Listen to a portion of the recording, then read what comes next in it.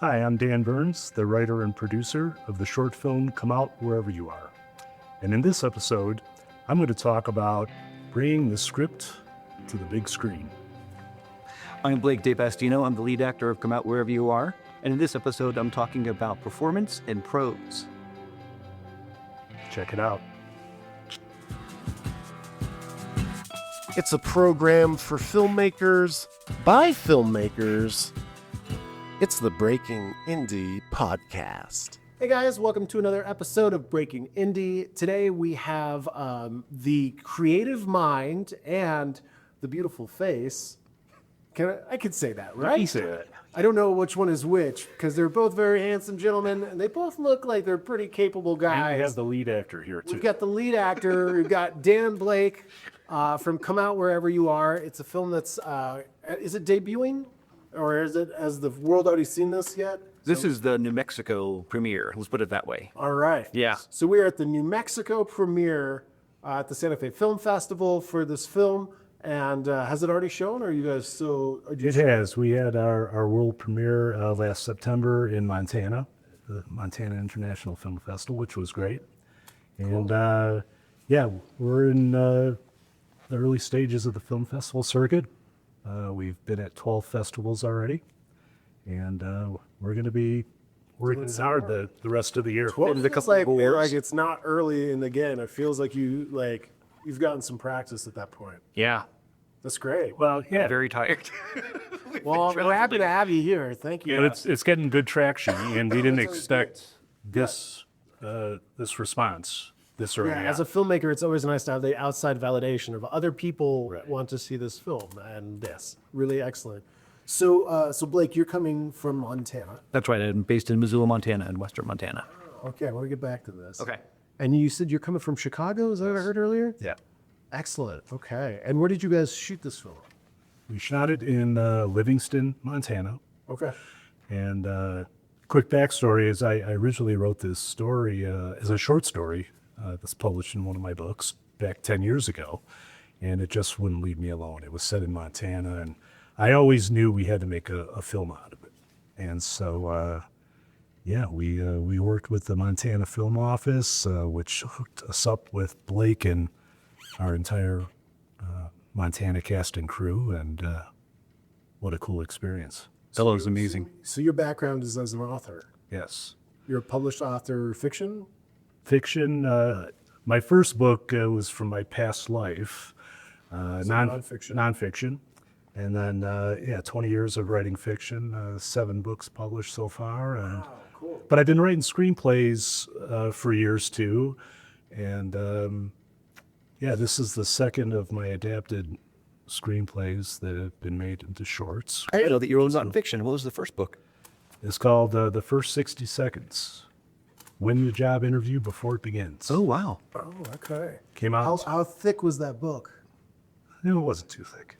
60 Thick pages. enough, thick enough to cover more than 60 seconds. Yeah. Well, yeah, it was everything before the first 60 seconds, prepping for that first meeting, Okay. and then the 60 seconds, and then the rest of the interview, and then the rest of your career. Do you feel like you've carried that with you? Like that's kind of maybe that writing that has really set you up for success in future endeavors?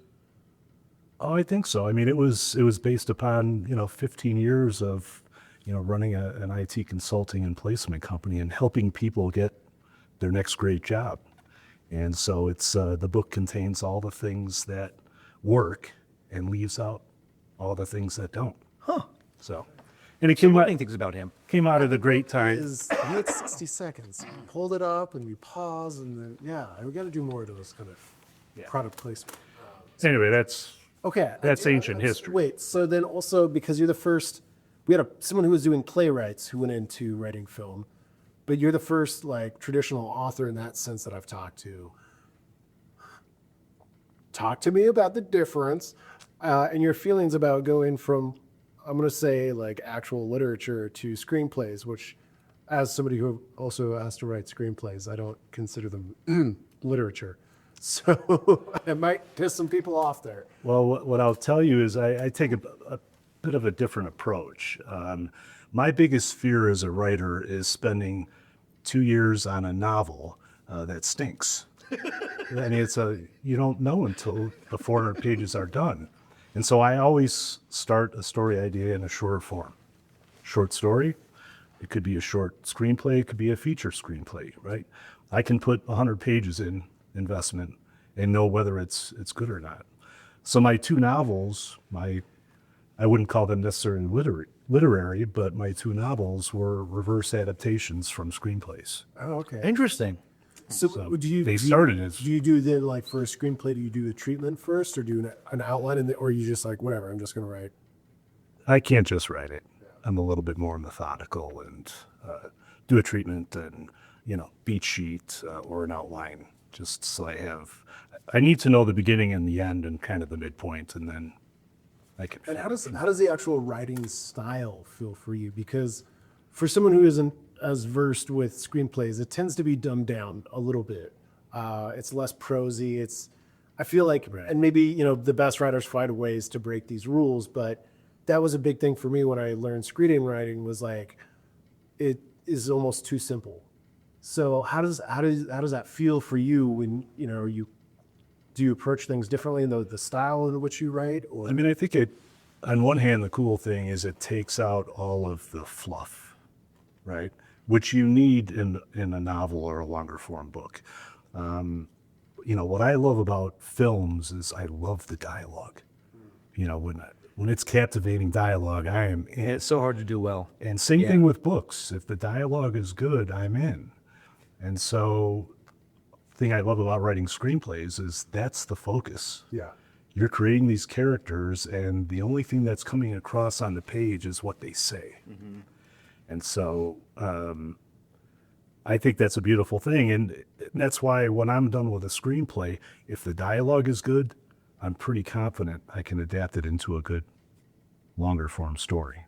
So Blake, as the star of this particular movie, what stood out to you in the character when you first read the script? What stood out that you felt like maybe I attached myself onto, or the things that really kind of grabbed their hooks into you? What stood out for you? I'm always looking for a challenge. Well, one thing is I was tired of doing genre work. There's a lot of Westerns I shoot in Montana. And the audition process usually is, can you grow a beard and can you ride a horse? And I was interested in something that had more substance and depth. And I play a character named Vern Parrish. And I was really intrigued by the character for two reasons. One is he's the opposite of me. Like, I have theater kid energy all the time, always on, And this guy is very, how would you describe him? He's like low key. Well, he used to be very- on all the time Yes. as a politician, and now he's a retired out of politician. that, and he's completely Yeah. off. So he's very low key to the point of being inscrutable, to me at least, when I was reading him. And he has friends, but like in a way that he's sort of he had been a glad hander and he knows how to make friends, but no one is really close to him. And no one really knows about him and his past until that is revealed in the first scene of the picture. Okay. And I was really interested in trying to plumb the depths of this character who has a great dialogue, but doesn't really say very much and doesn't really reveal very much about himself. And so there is a lot of nuance in trying to bring him to life. It was challenging and it was great fun. Excellent. Okay. I mean, sometimes in a story, what's said is very important. Sometimes equally important is what is not said, and especially in film, because, we need to have that character action and everything else that's going on in the film to help convey that. And no, it was a big challenge for him and the other actors. I mean, really up until the final climactic scene, the dialogue is fairly sparse. Yeah, it is. And then we get into it pretty heavy. The middle of it, really, there's no dialogue, and it's just me alone in the woods in a cabin. And would you say that does this film have like a soundtrack? Is there music that carries along, or are you kind of stuck with that? Now, we had a custom soundtrack made for it, It's really beautiful. which, we thought about, can we get music that might go with it? It's either expensive or you have to take what you can get. And no, we really thought that the music is a character in and of itself.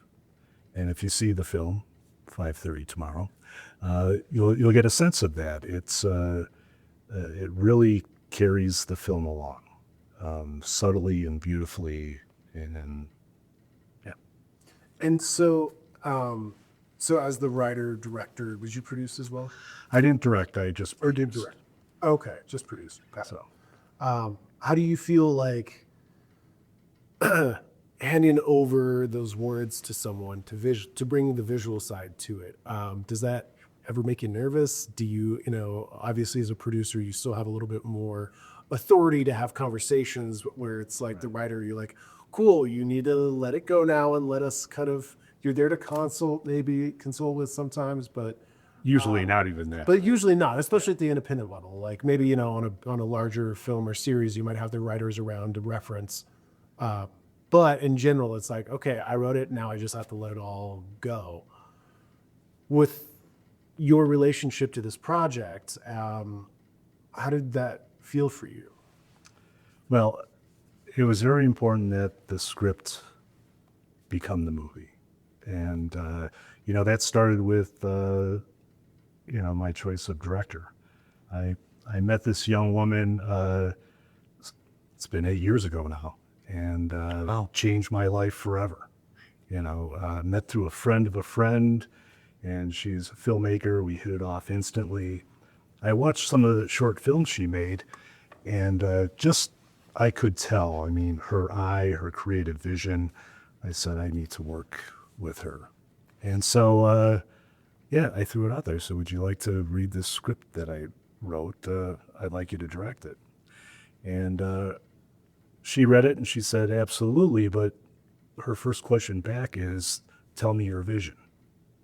It's interesting. Because we need to line up your vision, meaning me, and hers, and the vision of the cinematographer. And I thought, we're off to a great start. Because from the start, we had a relationship based on trust, that they would help to convey the screenplay in visual form, and that I would do whatever I could to create an environment where they could do what they needed to do in terms of direction and cinematography. That's very interesting. And I've wondered about this question you just asked. I've wondered about that myself, because having worked with all three of them in front of the camera, the thing that impressed me most was the director, Caitlin Pressburg, and Ein Vo is the DP. They're both from Chicago. I don't know if they had worked together before, but they acted like a single unit. And the thing that impressed me most is that they had a very clear vision for every shot and every take. And I wasn't allowed to go off script, which I suck at, but I stuck to the script. And, the blocking was organized down to the centimeter. Everything was very, but I could still make decisions. I still felt like I could be creative. Mm-hmm. But I was just struck by how lucid their vision was. They knew exactly what they're going to do. Every morning you show up on set and it was storyboarded out. And almost, I don't know if you remember this, I've told this story in front of you before, but almost after every take, Caitlin would say, okay, cut, moving on. And then Ein would say, are you sure you're not settling? He asked that almost every day, or after every take. You want to do another take? Yeah. And then sometimes he would say, let's do another take. And she would I say, would have a okay. hard time with that because I'm like, I didn't think I was, but now you're starting to make me wonder. But they had done Yeah. 4 films together. So they are one in terms of how they work together.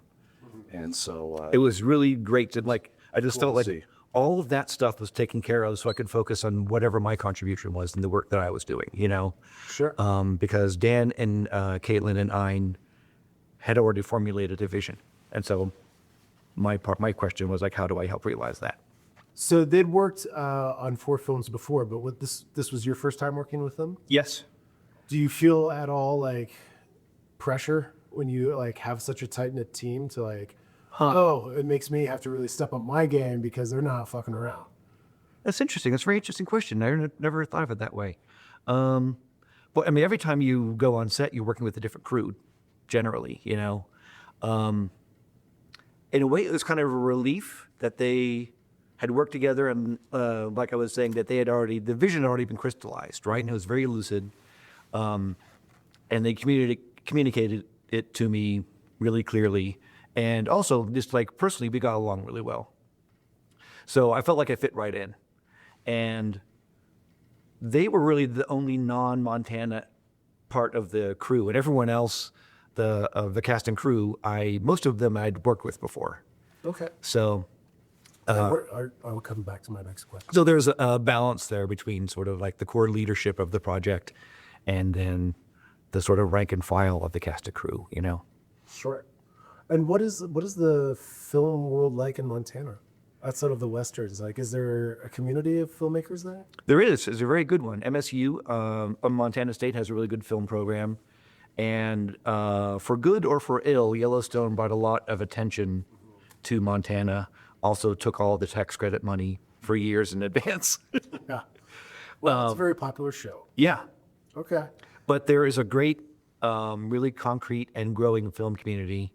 And so I live in Western Montana, and that seems to be largely where it's based. And then also there's a kind of pocket in Bozeman, and there's like a film set, like a film ranch, where a lot of the Westerns are shot. And that's about 3 hours away. But the community I'm in is more like less genre work and more drama, and also more shorts, more film festival fodder, rather than Hollywood fodder, which I enjoy. Well, it's also home to a program that I have to thank because I probably wouldn't be here today otherwise, called the Missoula. I don't want to say Missoula. Missoula Children's Theater. Oh yeah. So Are you in that? Yeah. So they would do tours. So the Missoula Children's Theater is usually it's a group of like 2 people and like a pickup, and they go from school to school all around the country, and they have their pickup packed full of all the stagecraft stuff, all the costumes. And in 1 week, they go to an elementary school and put on a show. And so it's really like, now as an adult, like, geez, Louise, wow, what a stressful that must be. Because like they'll do rehearsals Monday after school, and then all they get is a few hours after each day of school. And then on Saturday, you put on 2 performances on a Saturday or Sunday or something. So did you do it as a I kid? did as a kid, as an elementary student kid. I think I was one of the youngest at our school to get cast as the king in a play, and I was probably like 1st grade, and I just came out and I go, how do you do? How do you do? And I stop and I go, hey, how do you do? And that was it. That's awesome. But after that, I loved it. Like, and like that acting bug was like, oh, there's a stage and there's lights and there's costumes, and even when I produced my last project, I did a thing that I totally stole from them, and that is, you're gonna hate this, giving the cast their costumes in like a shopping bag. So everyone on that show, they would have all the kids' names on like, a paper shopping sack, and you'd go around and be like, oh, there's my costume. So with my last project that I produced, like, we didn't have money for prep. I hired a few people, but they didn't get to do prep. It was like, cool, I've set up all the costumes. They're all in an individual shopping bag by the character name. So when people show up to set, like, just help them get through the works, and they're like, you will take care of it. So I totally stole that from the children's theater of like, I love the feeling of like, where's my little shopping bag full of costumes and props? Here we go. Did you grow up there? No, I grew up in Washington State. Oh. So they would travel all around and do like such a cool program. And I think it's probably like a lot of young actors out of college who are like looking for something to do over for a little side gig. But it's like, I remember, for me at that age, they're like such cool adults, and you guys just travel around the country in your little pickup and do shows, and they live on McNuggets or whatever it was. I really do think I fell in love with acting because the opportunities the Missoula Children's Theater brought to our school. And the University of Montana, which is based in Missoula, has a great theater program. And so it's more like of a theater community in the way that MSU is more of a film community. But Missoula now hosts the Montana Film Festival and the Montana Documentary Film Festival, which is going on now, and the International Wildlife Film Festival. So there's a lot of activity Yeah. in the film community there. I went to Sundance last year, and the Montana Film Commission, Montana Film Festival was there and had a big party. Yeah. So I get all those updates. Yeah. So I've yet to go, but I'm very ready to go cash in my free drink coupon at the Montana. Good folks. And when you see Montana, how could you not want to shoot there? It's just so beautiful. Yeah. I mean, because you were talking about how music is a character, and it's kind of cliche, but Montana is a character in this picture too, and that its mood changes. And were you involved with acting before you got to Montana, or what's been your background with getting into this industry? My background is as a writer in journalism, and I ended up focusing on science journalism, and then I was asked to co-host a show for PBS called Eons. It's a show about natural history, and so it's on YouTube, and then there's socials, and we're doing a broadcast component. They air it as interstitials, but they're usually 10, 15 minutes long. And I started doing that in 2017.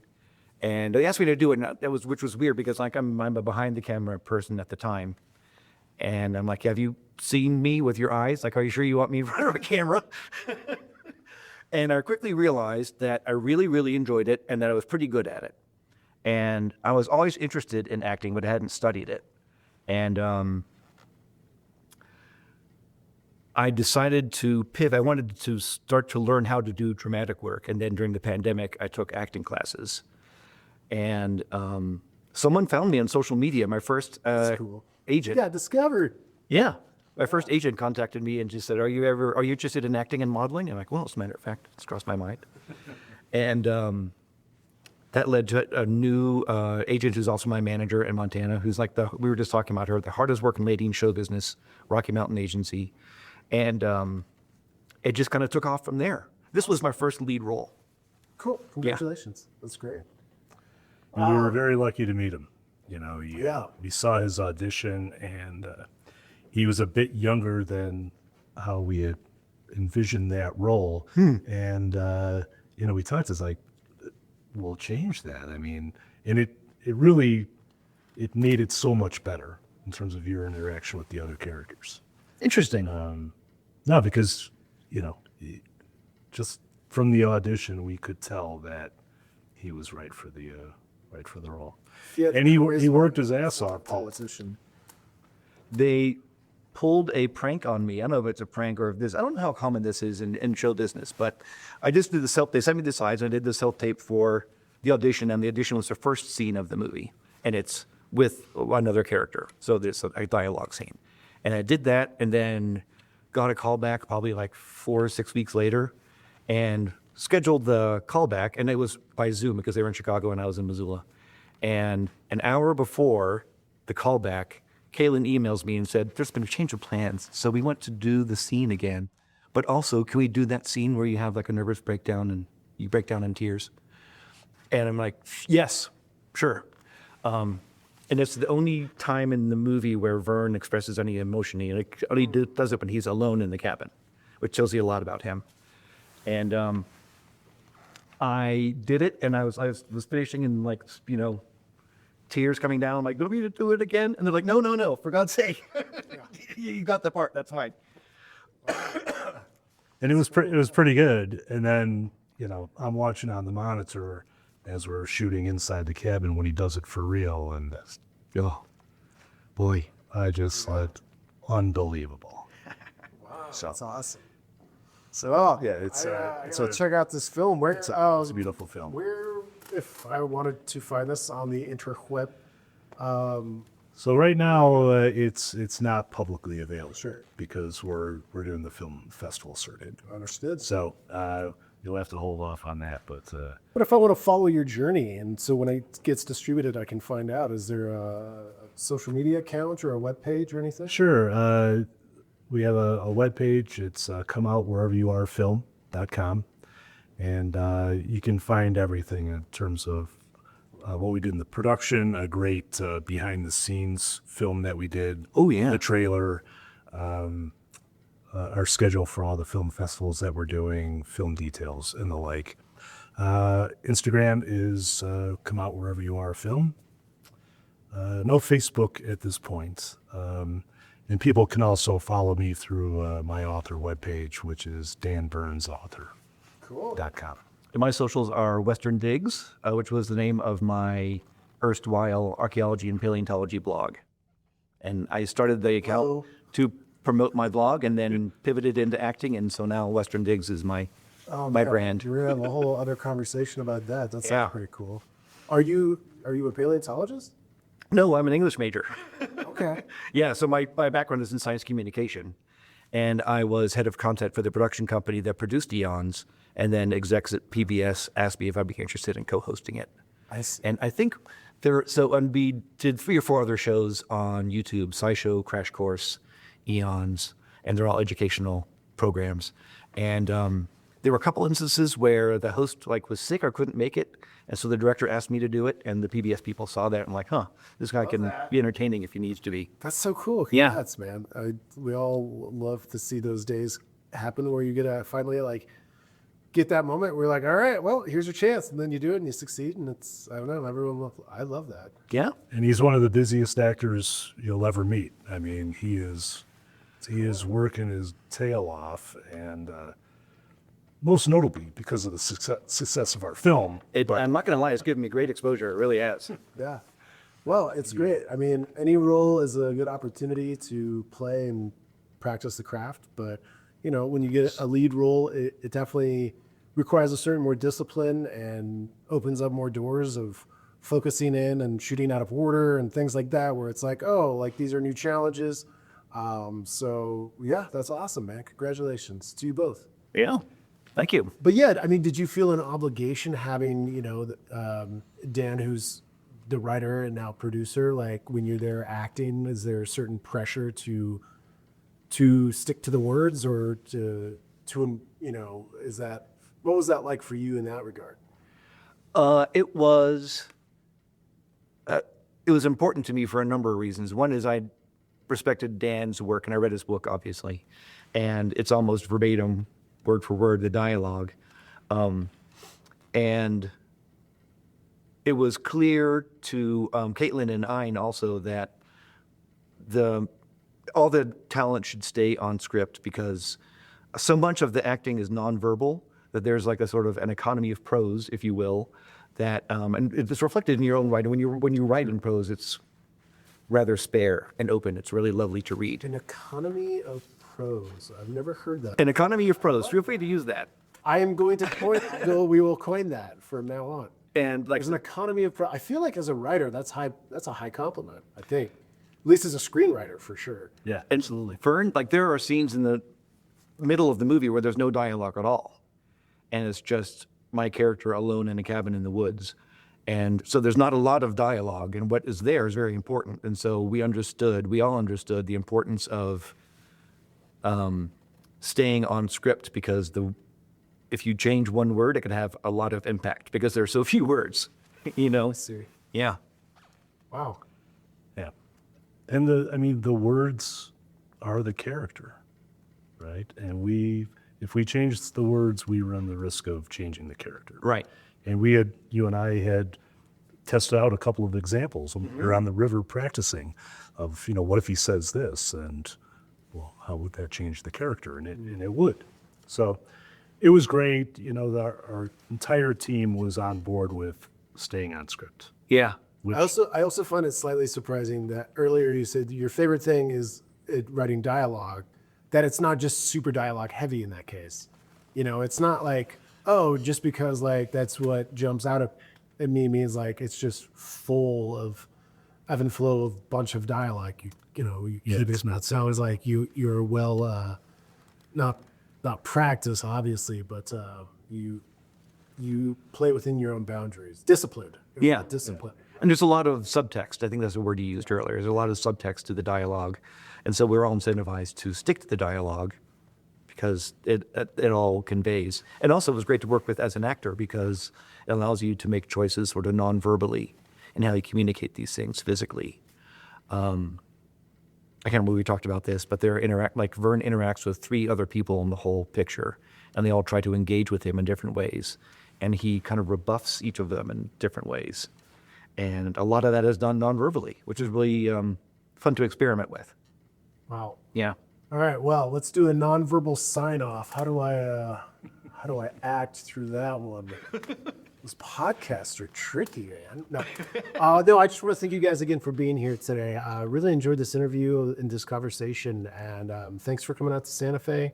Thank you for making this podcast all the more special. It's an honor to be here. Yeah, Thanks it for really is. Well, thank you guys at home or in your car or wherever you're listening. Please, if you are watching this, follow us. And if you're listening to this, please like, subscribe. But also, there's a video element of this that lives on YouTube. And, sometimes we go to great lengths to bring that to you. So just know that's an added resource and bonus. And until then, guys, we're going to go hard and cut. That's it. I don't know. We're working on a sign-off. That's all I say. It's a program for filmmakers by filmmakers. It's the Breaking Indie Podcast.